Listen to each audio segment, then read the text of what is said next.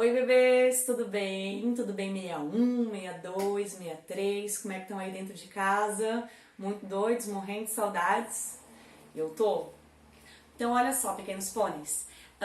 Antes de a gente começar os conteúdos e tal, o que eu decidi fazer para facilitar um pouquinho? A gente ficou aí 2 semanas praticamente sem aula, então eu vou relembrar com vocês um pouquinho do que a gente já viu nesse primeiro vídeo, para depois a gente começar a aprofundar outras matérias, tá certo?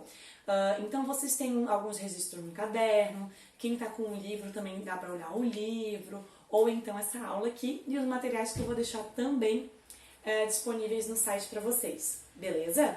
E aí depois, no final, eu vou fazer tipo de um quiz histórico para vocês, que é um link que vocês vão lá pesquisar um pouquinho, vão responder algumas perguntas que eu fiz lá para vocês, que é bem legal, beleza? E aí a gente vai se falando por aqui assim, bem bonitinhos, tá? Então, vocês com certeza, eu só tô fazendo uma revisão, mas com certeza vocês sabem tudo o que a gente já viu no capítulo 1 e 2 do livro. Ó, olha só o livro. Que, ai Mari, eu não tô com o livro. Não tem problema, tá? Porque eu vou falar aqui e vai ter uns materiais também lá. Mas como a gente já estava trabalhando um pouquinho do livro nas aulas e eu vou revisar, eu coloquei aqui eu tô trazendo o livro aqui para lembrar vocês, tá? Mas fiquem tranquilos caso vocês não estejam com o livro. Não se descabelem, tá tudo sob controle.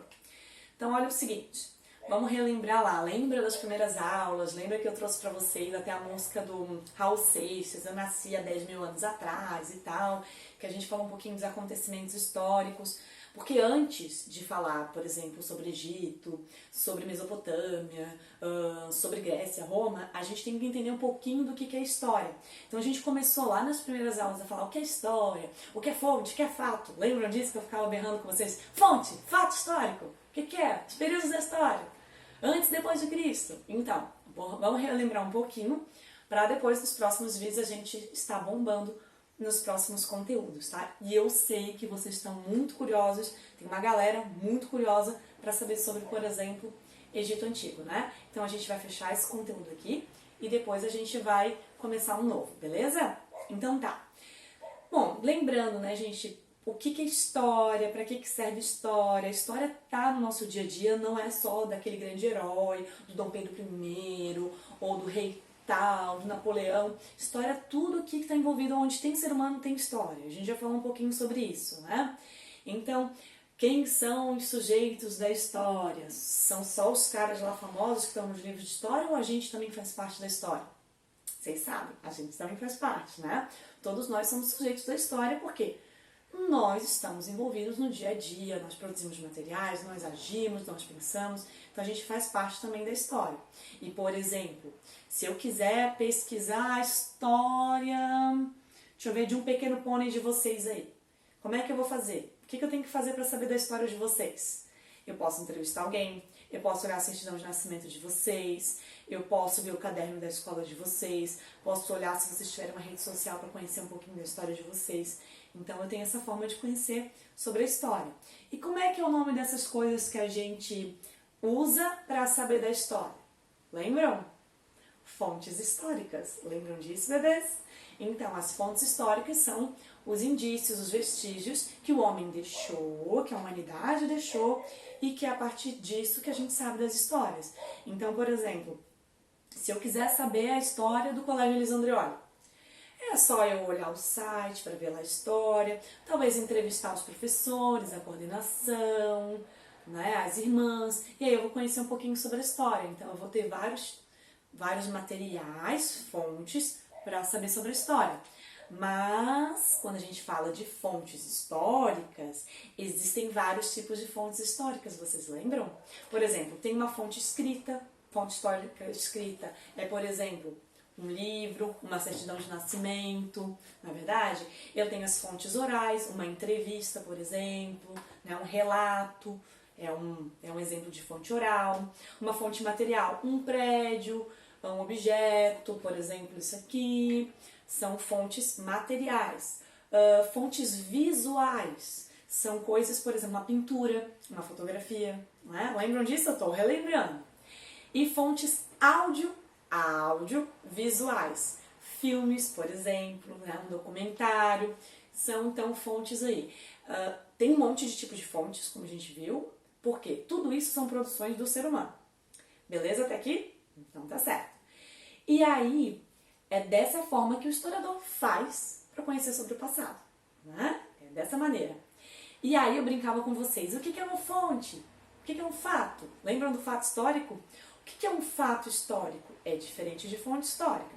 O fato histórico são os acontecimentos realizados pelos seres humanos ao longo do tempo. E aí, gente, se a gente está falando, por exemplo, de um fato histórico da nossa vida, por exemplo, amanhã, dia 2 de abril, estou de aniversário, é um fato histórico, né? Porque a professora de história maravilhosa de vocês nasceu dia 2 de abril. Mas, por exemplo, a independência do Brasil é um fato histórico, né? A Revolução Francesa é um fato histórico, o nascimento de vocês é um fato histórico, o primeiro dia de aula de vocês pode ser considerado um fato histórico, porque vocês também são sujeitos da história, né? Então, quando eu falo de fonte histórica, são os materiais, os vestígios que o ser humano deixou para a gente conhecer a história. Agora, quando eu falo de um fato histórico, é um acontecimento. Não confundam. Eu sei que vocês não confundem porque vocês são excelentes, né? E lembrando dos tempos, por isso aqui, ó, eu trouxe um relógio, eu trouxe uma ampulheta, né? E eu trouxe meus cabelos brancos, que vocês não estão vendo, né? Mas eu tenho, porque também representam passagem do tempo. Como assim, professora? Existem várias formas de a gente contar o tempo, né? O ser humano criou, por exemplo, o tempo cronológico. Vai crescendo, 1, 2, 3, segunda, terça, quarta, quinta, o ano tem 365 dias, e etc, etc. Isso é um tempo que quem criou foi o ser humano. A vaca não tá lá pensando, meu Deus, hoje é terça-feira, né? A vaca não tá nem aí se é terça-feira.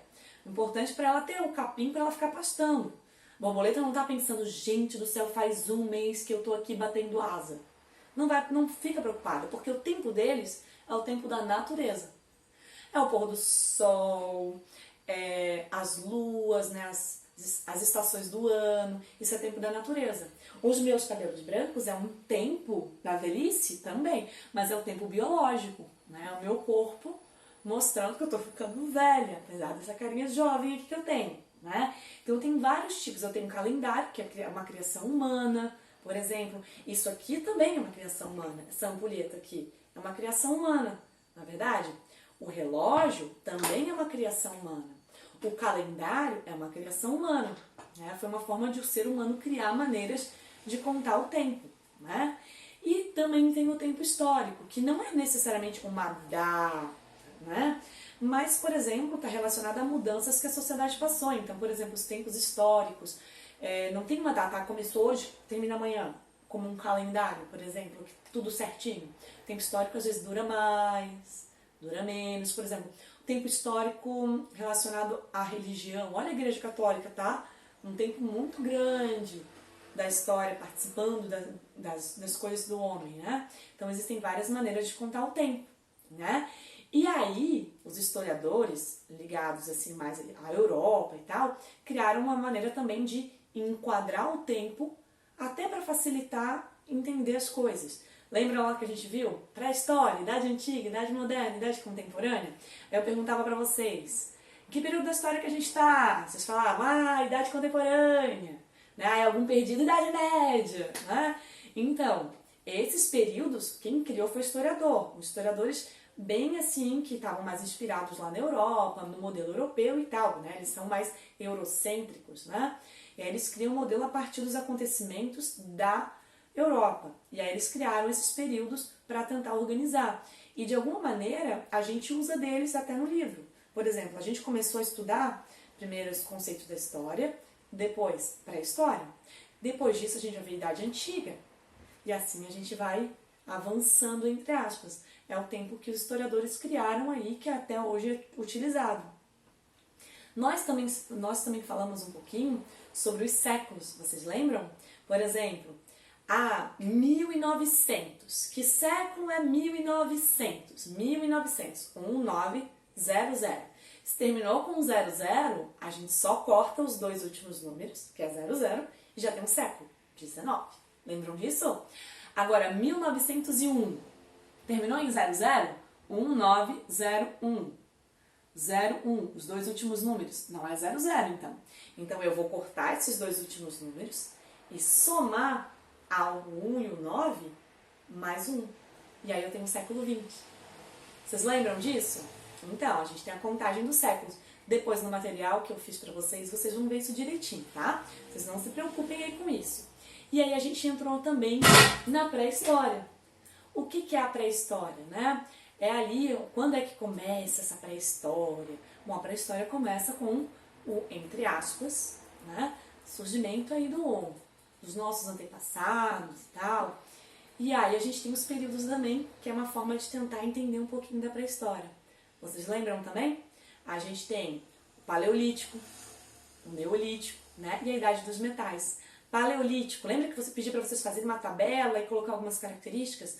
Período Paleolítico, pedra lascada, é o momento ainda que a humanidade está nessa coisa de tentar sobreviver à natureza e tal, cria ferramentas a partir de lascas de pedra para lutar. O que difere o ser humano do restante dos animais, né? É a ideia da razão, do pensamento, de conseguir lutar. Por quê? Um músculo desse não ia conseguir lutar contra, sei lá, um elefante, um rinoceronte, sei lá o quê. Então, o ser humano teve que usar da razão também para sobreviver. Lembram disso? Aí o ser humano começou a controlar o fogo no Paleolítico. A gente tem as primeiras pinturas rupestres. Lembram também das pinturas rupestres?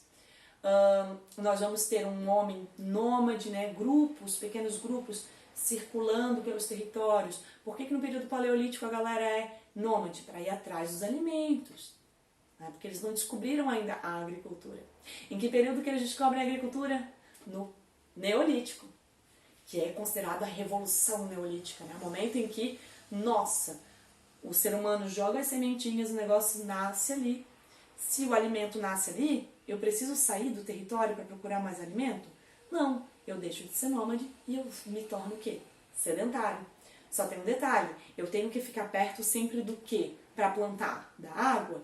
E aí, por isso que as primeiras grandes civilizações, elas surgem aonde? Em regiões onde eu tenho rio. Olha só o Egito, eu tenho o rio Nilo. A Mesopotâmia, o rio Tigre e Eufrates. Não é por coincidência, porque eu gosto de tomar um banho no rio. Não, eles estão ali perto para quê? Para poder utilizar da água na agricultura. E aí eles vão crescendo também, não é? Não se esqueçam das teorias que a gente viu também, Big Bang, né, que é a grande explosão, da onde teria surgido, né, o universo e tudo mais. Também tem a teoria do Darwin, lembra das girafas que a gente viu, do pescoço curto, pescoço longo, seleção natural, né, que é uma maneira de entender. E lembrando, 2 detalhes bem importantes, que vocês sabem que eu fico nervosa. Primeiro, o homem não viveu no período do dinossauro. Ah, o ser humano tinha o dino como animal de estimação. Não, pelo amor de Deus. E segundo, o humano não veio do macaco. Temos parentes em comum. Não se esqueçam disso, por favor. Tá? Não vão lá. Ah, não, na época lá da pré-história tinha um dinossauro. Não. Não é nada disso. Por favor. E a gente não veio do macaco. Temos parentes em comum, certo? Acho que é mais ou menos isso que eu queria falar pra vocês. Falei um monte de coisa, um monte de coisa. Deem uma olhada nos materiais que eu falei pra vocês. Deem uma olhada também quem tiver o livro, que também está disponível digital, no plural. E eu vou deixar também lá no material pra vocês o link de um quiz histórico. Professora, vale ponto, meu Deus do céu, esqueçam pontos, esqueçam tudo, é importante que vocês façam. Vocês vão responder as perguntinhas, é só assinalar lá bonitinho. E aí, depois disso, eu vou olhar as respostas de vocês e vocês vão ter o acesso ao gabarito. O que é gabarito, professora? É a resposta. Tem questões que vão ser de marcar, vocês vão pegar o mouse e vão marcar. Sempre só uma alternativa, e vai ter questões abertas, que vocês vão poder digitar bonitinho lá pra mim. Beleza? Um beijo pra vocês, fiquem em casa, cuidado, paciência e sejam bonzinhos com os pais. Beijo!